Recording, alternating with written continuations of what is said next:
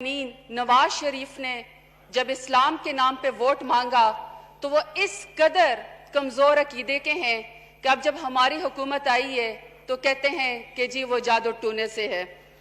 इसका तो मेरे पास कोई जवाब नहीं है, लेकिन अभी राना साहब ने फरमाया कि हमारी हुकूमत सिर्फ इंतकाम पे यकीन रखती है।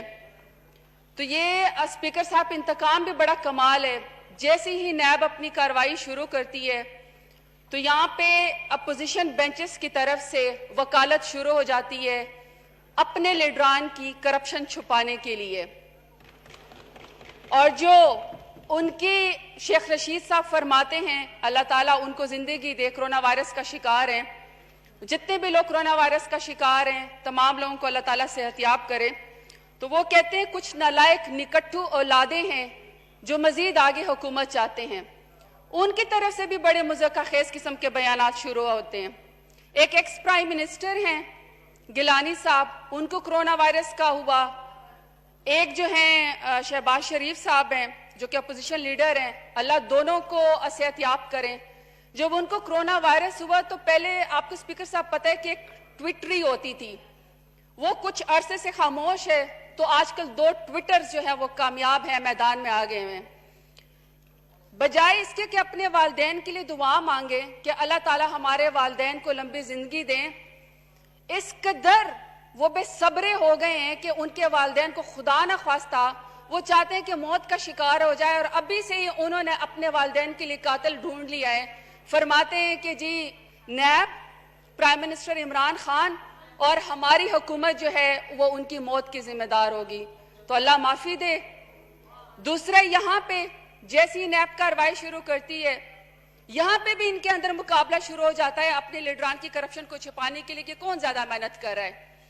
पिछले दफा जब नैब ने कार्रवाई शुरू की तो इनकी एक मोहतरमा MNA ने हमारे एक बड़ी सादा तबीयत के मालिक फहीम खान है जो कराची से इलेक्ट होकर MNA आए हैं, उनको मोटा मार के नीचे गिरा दिया।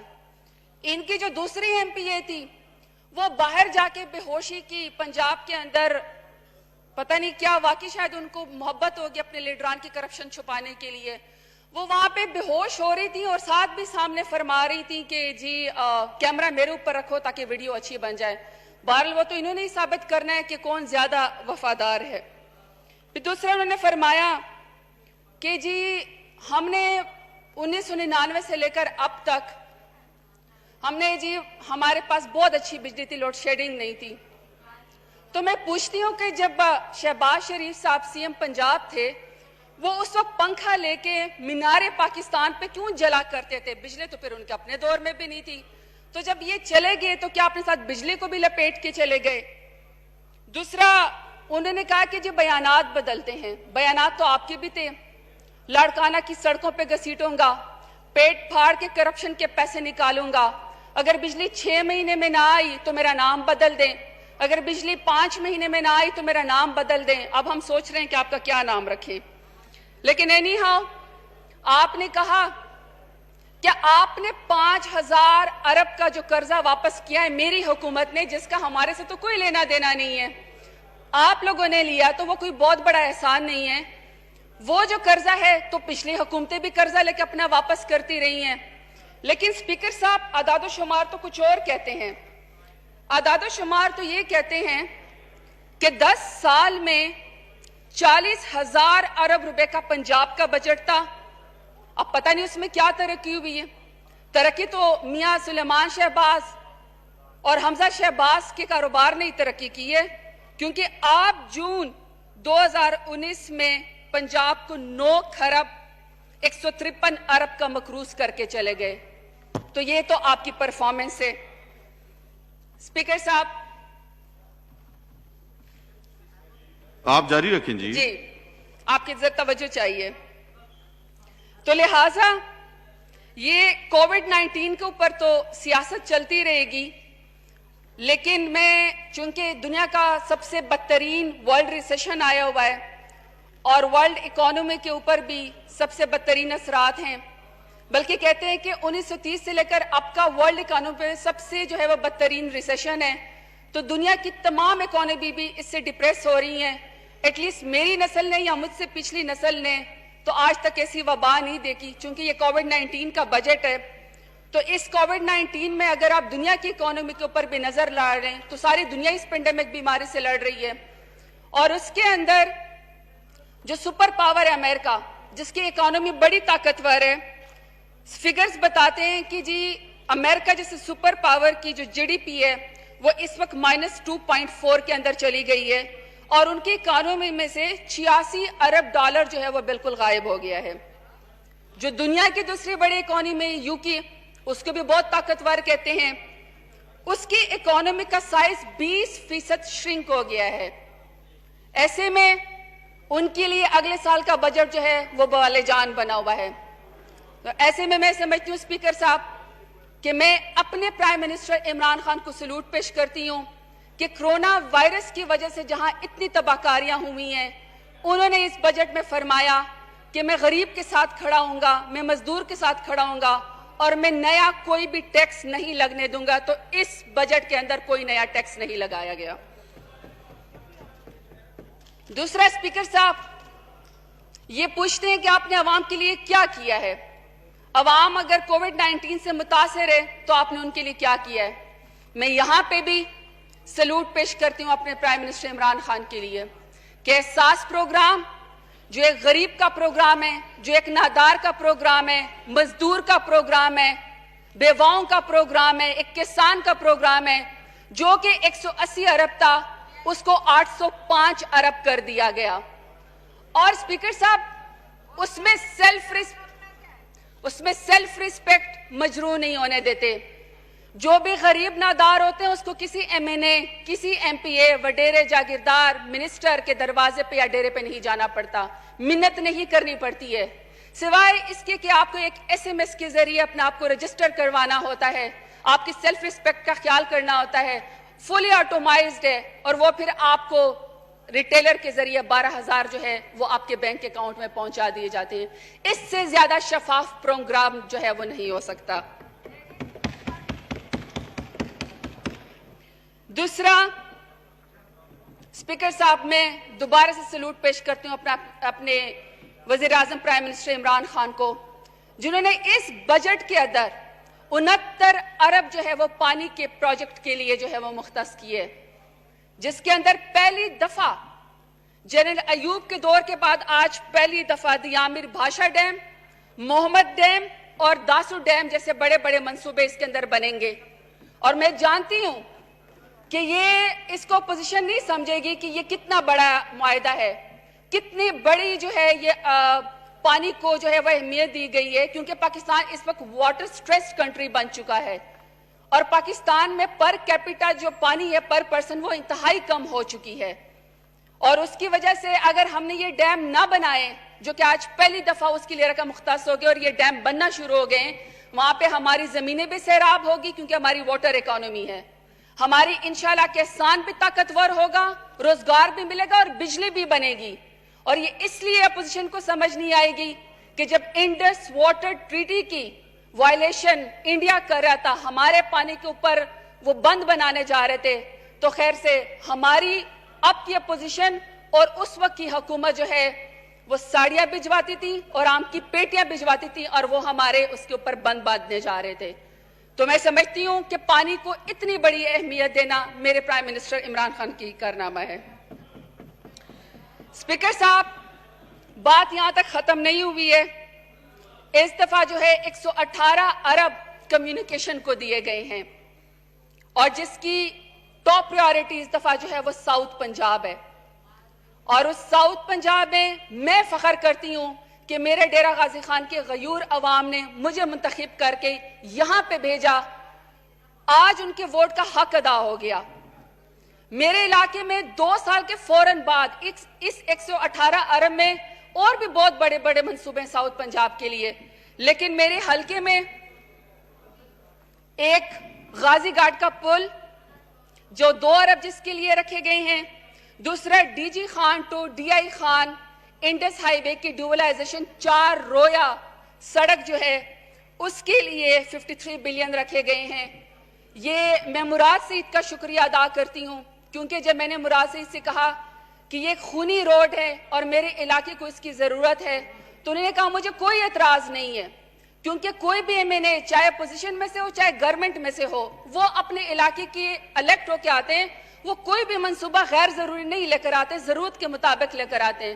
لیکن اگر فائنانس منسٹری مجھے پیسے دے دیں اور پلاننگ منسٹری جو ہے وہ مجھے اس کے لیے اوکے کر دے، تو میں یہ دونوں منصوبے جو ہے آپ کے اس میں ڈال دوں گا، جو نئی کمیونیکیشن کے وہ ہیں پیسے. تو میں اسد عمر صاحب کا بھی شکریہ ادا کرتی ہوں، حفیظ شیخ کا بھی شکریہ ادا کرتی ہوں کہ انہوں نے میرے علاقے کے اوپر مراد ساتھ مل کے ضرور احسان کیا ہے. دوسرا، میں اسپیکر صاحب D G Khan cardiology hospital کا ضرور یہاں پہ ذکر کرنا چاہتی ہوں. میرے علاقے ڈیرہ غازی خان میں کوئی کارڈیالوجی ہاسپٹل نہیں تھا. جب ہمارے ڈیرہ غازی خان میں کسی کو ہارٹ اٹیک ہوتا تھا تو ہمیں 1.5 گھنٹہ اس کو نشتر ہاسپٹل ملتان لے کے جانا پڑتا تھا. تو سی ایم عثمان بزدار نے اپنے پنجاب کے بجٹ میں سے 4.2 بلین جو ہے 28 بلین پنجاب کارڈیالوجی جو میرے اس میں اب بنے گا D G Khan cardiology hospital 200 bed کا ہے اور یہ 2 سال میں انشاءاللہ مکمل ہوگا. میں ان کا بھی بہت زیادہ شکریہ ادا کرنا چاہتی ہوں. اسپیکر صاحب، ہمارے اس بجٹ میں سب سے خوبصورت بات جو ہے وہ بجلی کی ترسیل کے لیے 68 ارب روپے رکھے گئے ہیں، اور یہ خاص طور پر بجلی کی طلب اور پیداوار کے لیے ایکول کرنے کے لیے ہیں. اور مجھے پتہ ہے اسپیکر صاحب کہ یہ پولیٹیکل ایلیٹ کو بات سمجھ نہیں آئے گی، لیکن اس 68 ارب کی جو بجلی کی پیداوار اور طلب کو مکمل کرنے کے لیے یا ٹرانسمیشن کے لیے رکھے گئے ہیں، اس کی اہمیت آپ دور دراز کے علاقے کے والے ان لوگوں سے پوچھیں جو 72 سال بھی ہو چکے ہیں اور اس وقت ابھی تک بجلی سے محروم ہیں. اس میں سب سے اہم میرا اپنا ڈیرہ غازی خان ہے، جہاں پہ کھوسوں نے حکومت کی، لغاریوں نے حکومت کی. پریزیڈنٹ آف پاکستان فاروق لغاری وہاں سے الیکٹ ہوئے، سی ایم پنجاب وہاں سے ذوالفقار کھوسا الیکٹ ہوئے، اور جو میرے اپوننٹ ہے وہ وہاں سے فیڈرل منسٹر 2-3 دفعہ منتخب ہوئے. لیکن ابھی تک ڈیرہ غازی خان میں کوئی بھی بڑا منصوبہ بجلی کے لحاظ سے نہیں تھا، اور پورا تمن لغارے ابھی تک جو ہے وہ اندھیروں کے اندر ڈوبا ہوا ہے. تو اس 68 ارب میں جو وہ رانا صاحب نے کہا جی تکبر ہے، تو تکبر اویس لغاری نے کیا تھا، اور انہوں نے بڑے تکبرانہ انداز میں کہا تھا کہ میں پی ٹی آئی دی حکومت نو ہک وی سل لاون نہ ڈے سا ڈیرہ غازی خان وچ، میں ہک وی کمبا تے ایک وی تار نہ لاون ڈے سا. تو آج اللہ تعالیٰ کا کرم ہے کہ 2 سال ہو گئے ہیں، اتنے بڑے بڑے میگا پروجیکٹ جو ہیں وہ میرے ڈیرہ غازی خان کے لیے سٹارٹ ہو گئے ہیں.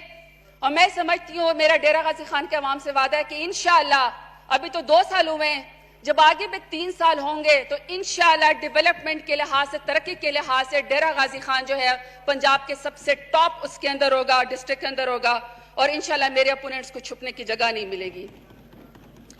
اب میں اسپیکر صاحب اپنی وزارت کے اوپر آتی ہوں.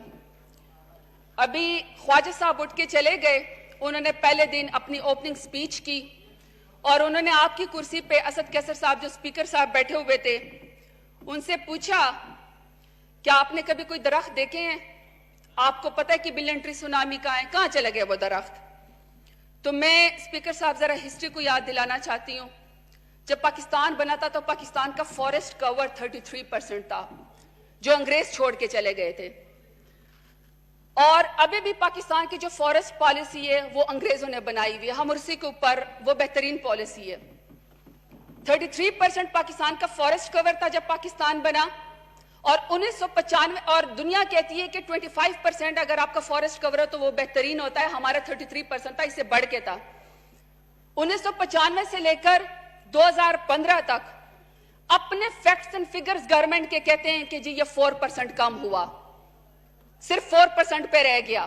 یعنی 33% انگریز چھوڑ کے گئے، 25% آئیڈل ہونا تھا ہے، اور یہ ان کے دور حکومت میں جو کہ میری حکومت تو نہیں تھی، 1995 سے 2015 تک اپنی گورنمنٹ کے سٹیٹس پہ فارسٹ کور کو 4% کیا گیا. اللہ اکبر، اللہ اکبر،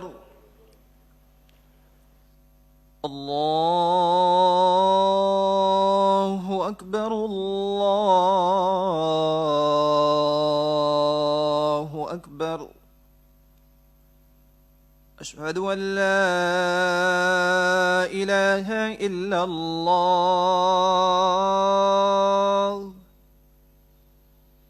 أشهد أن لا إله إلا الله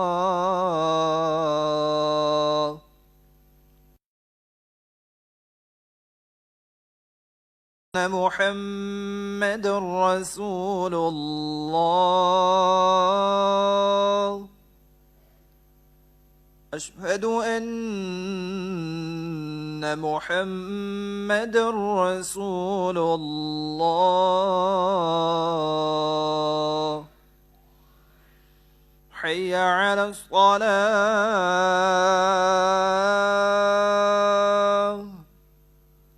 حي على الصلاة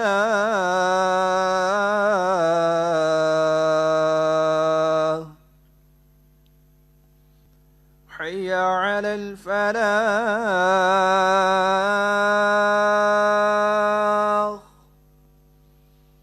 حي على الفلاح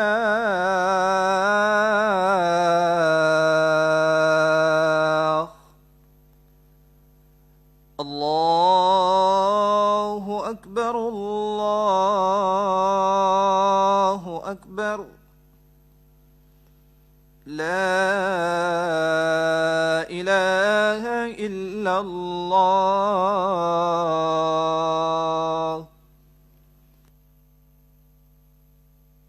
जी मोहतरमा जरताज गुल साहबा।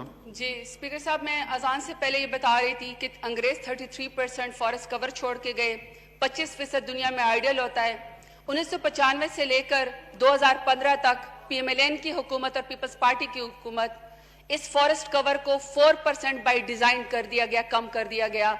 हर साल 2% दरख्तों को नुकसान पहुंचाया गया, हाई डिफॉरेस्टेशन की गई और टिम्बर माफिया और स्मगलिंग माफिया के साथ मिलके तमाम दरख्तों को खत्म किया गया, जंगलात को खत्म किया गया।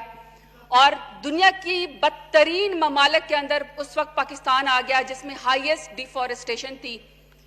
और जब 2010 का सैलाब आया, स्पीकर साहब आपको तो याद होगा 2010 का जो सैलाब था उसकी यूनाइटेड नेशन ने सुपर फ्लड कहा। उसमें आधे से ज्यादा पाकिस्तान और आधे से ज्यादा पंजाब डूब गया था, साउथ पंजाब भी उसके अंदर डूब गया था। आपको तो खैर शायद इतना ज्यादा याद ना हो, PMLN को जरूर याद होगा, क्योंकि जब 2010 का सैलाब आया था ये वही सैलाब है स्पीकर साहब जिसमें मियां शहबाज शरीफ साहब जो है वो चीफ मिनिस्टर थे।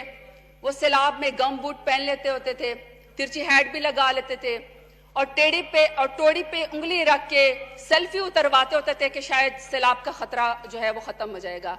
लेकिन अमेरिकन मैगजीन ने लिखा कि climate change, deforestation and corruption combined drowned Pakistan इन 2010। अगर नहीं तर्जमा आता तो आप ज्यादा, ये लोग मुझसे पढ़े लिखे हैं। जब इन्होंने कहा कि जी इनको तो कहते हैं जी हमें तो क्राइसिस के अंदर भी अपॉर्चुनिटी मिली, जी अल्हम्दुलिल्लाह हमें क्राइसिस के अंदर भी अपॉर्चुनिटी मिली है। ग्रीन स्टिमुलस का पैकेज इस कोविड-19 में मेरी मिनिस्ट्री ऑफ क्लाइमेट चेंज ने दिया और उसमें हम लोगों ने 84,000 लोगों को थ्रू आउट पाकिस्तान के अंदर हमने ग्रीन स्टिमुलस पैकेज में हम लोगों ने उनको नौकरियां दी। एक तरफ हम डेली वेजेस को बचा रहे हैं, उनकी रोजी रोटी का बंदोबस्त करें, लेकिन दूसरी तरफ हम अपनी जो फॉरेस्टेशन है उस फॉरेस्ट कवर को भी कवर कर रहे हैं। इसके लिए मैं again prime minister Imran Khan का शुक्रिया अदा करती हूं कि मुश्किल हालात के बजट में भी 6 बिलियन मेरी मिनिस्ट्री ऑफ क्लाइमेट चेंज को दिया गया और ऑलरेडी ही मेरी ministry of climate change plastic bags के ban, 10 billion tree tsunami, e vehicle policy, clean green Pakistan के साथ इंतहाई अच्छी शुरुआत कर चुकी है। तो मुझे यकीन है कि हम इंशाल्लाह आगे भी मायूस नहीं करेंगे। और क्यों ना हो, क्योंकि मेरा मिनिस्ट्री के मिनिस्टर इंचार्ज हैं वो प्राइम मिनिस्टर इमरान खान हैं और प्राइम मिनिस्टर इमरान खान दुनिया के 5 बेहतरीन लीडर्स में से हैं टॉप पे, जो क्लाइमेट चेंज को एड्रेस भी करते हैं और उसके बारे में बात भी करते हैं। बल्कि स्पीकर साहब बड़ी कमाल बात यह कि यूनाइटेड नेशंस की असेंबली के दुनिया के बेहतरीन 8 जो क्लाइमेट चेंज के ऊपर जो अक़वाले ज़री हैं या कोट्स हैं, उसमें प्राइम मिनिस्टर इमरान खान का कोट शामिल है जो कि मैं आपको पढ़ के सुनाती हूँ। I feel that there is a lack of seriousness. Perhaps world leaders do not realize the urgency of the situation. We have a lot of ideas, but as someone said, ideas without funding is a mere hallucination. said Imran Khan, Prime Minister of Pakistan. آپ سے پوچھا گیا کہ وہ درخت تو نہیں ہے, مجھے پتہ ان کو تو نظر نہیں آئیں گے, لیکن according to bone challenge Pakistan وہ دنیا کا پہلا صوبہ ہے خیبر پختونخوا جنہوں نے 3,50,000 ہیکٹر ایریاز ڈیفارسٹیشن ایریا کو ریٹریو کیا, جو ان کی 9 سال کی بدترین ڈیفارسٹیشن کے برابر اپنے فارسٹ کور کو ہم نے ریٹریو کیا. اور یہ نہ مانے لیکن جو دنیا کا ٹریلین ٹری انیشیٹو ہے وہ ورلڈ اکنامک فورم نے پرائم منسٹر عمران خان سے انسپریشن میں سٹارٹ کیا ہے. آپ کو کرٹیسزم کرنی ہے تو آپ ضرور کریں, لیکن کرٹیسزم کے ساتھ یہ ضرور بتائیں کہ آپ نے اپنے حصے کے جو ہیں وہ کتنے درخت لگائے ہیں.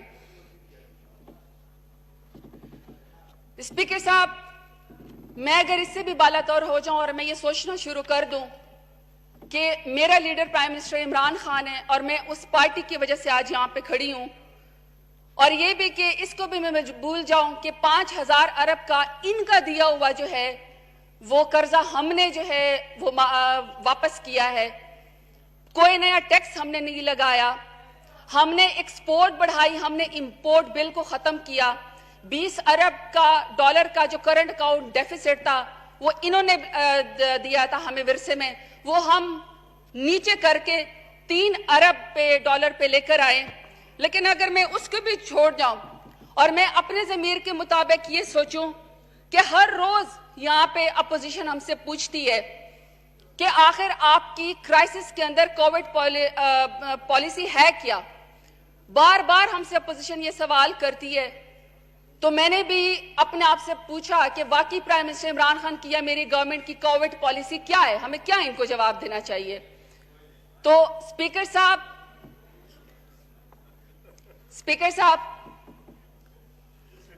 جی بولیں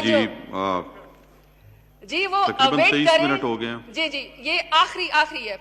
انہوں نے کہا کہ جی ہماری کووڈ 19 میں کیا پالیسی ہے. مجھے اس میں تاریخ کا انتہائی خوبصورت ایک واقعہ ملا, میں اس کو کوٹ بھی کرنا چاہتی ہوں.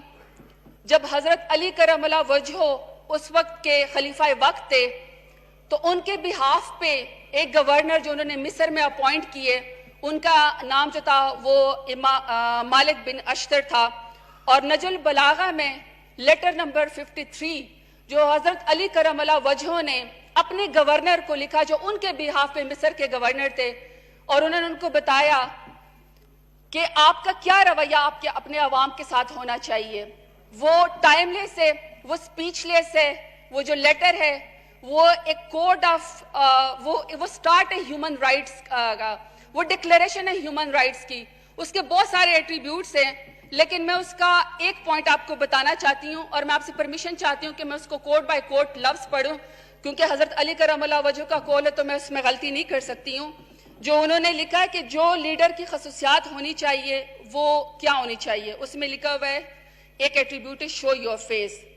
Do not keep yourself secluded from the people for a long time, because the seclusion of those in authority from its subject is a kind of narrow-sightedness and cause ignorance about their affairs.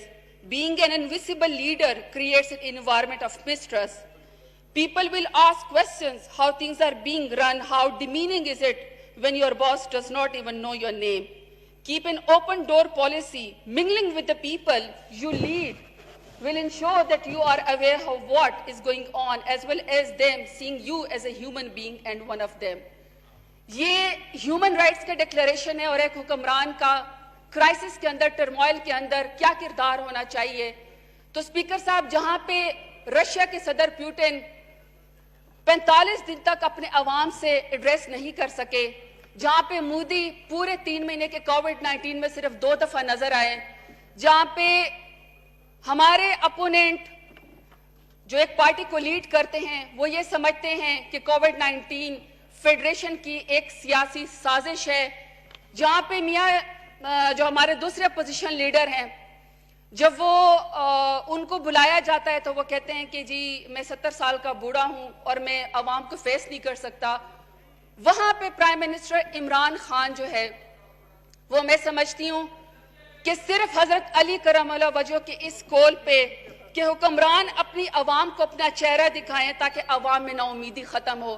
یہ ہماری policy ہے کہ میرا prime minister ہر تیسرے روز اپنے عوام کے ساتھ کھڑا ہوتا ہے, خود کو کٹہرے میں کھڑا ہوتا ہے, دلیر ہے, دلیر فیصلے کرتا ہے, عوام کو فرنٹ سے لیڈ کرتا ہے اور اپنی عوام کے اوپر ٹرسٹ کرتا ہے اور ان کو بتاتا ہے کہ اب آپ نے اویئرنیس پیدا کرنی ہے. 23 کروڑ عوام ان کے ساتھ کھڑی ہے, 82% پاکستانی پرائم منسٹر عمران خان کے فیصلے کے اوپر ٹرسٹ کرتی ہے. دلیر عوام کا دلیر لیڈر ہے. نہ ہمارے کوئی پالیسی, چاہے فورن پالیسی ہو, چاہے ہمارے کشمیر کے اوپر ایشو ہو, چاہے ہماری سرحدوں کے اوپر کوئی مسئلہ ہو, چاہے کووڈ-19 ہو, ہر کرائسس کے اندر, چاہے ایون کوئی مذہبی مسئلہ ہو, پرائم منسٹر عمران خان بند دروازوں کے پیچھے فیصلہ نہیں کرتے. ان کی کوئی کچن کیبنٹ نہیں ہے. پرائم منسٹر عمران خان دلیر ہیں, وہ سامنے سے آ کے بات کرتے ہیں, کوئی سازش قرار نہیں دیتے, رسپانسبلٹی لیتے ہیں, بڑے بھائی کا کردار ادا کرتے ہیں. اسلام آباد آپ کا بڑا بھائی ہے, کوئی کالونیز نہیں ہے. How dare you stand here. آپ اپنی موریلٹی کے پیڈسٹل پہ کھڑے ہو جاتے ہیں اور آ کے پوچھتے ہیں کہ بجٹ میں کیا ہے. آپ ایک صوبے کو لیڈ کرتے ہیں, 12 سال سے آپ کی حکومت ہے اور آپ کے ایک کراچی کے اندر 37 لوگ ایک ہی رات کے اندر فوت ہو جاتے ہیں. کراچی گن زدہ ہو گیا ہے. آپ کی 6.6 ملین ٹن جو ہے وہ گندم چوہے کھا کے چلی جاتی ہے. آپ کی 12 ارب کی جو ہے وہ سب کی سب گندم آپ کی جو ہے وہ وہاں پہ مٹی کی بوریاں نکلتی ہیں. آپ کا لڑکانہ ایڈز زدہ ہو گیا ہے, 25 لاکھ لوگوں کو کتے کھا گئے ہیں اور آپ یہاں پہ آ کے سوال کرتے ہیں. آپ کوئی اچھی مثالیں کام نہیں کرتے. لیڈر جو ہے اپنے عوام کے ساتھ کھڑا ہوتا ہے تو کھڑے ہونا سیکھے. بہت شکریہ اسپیکر صاحب. پاکستان زندہ باد. جی جناب اسد محمود صاحب.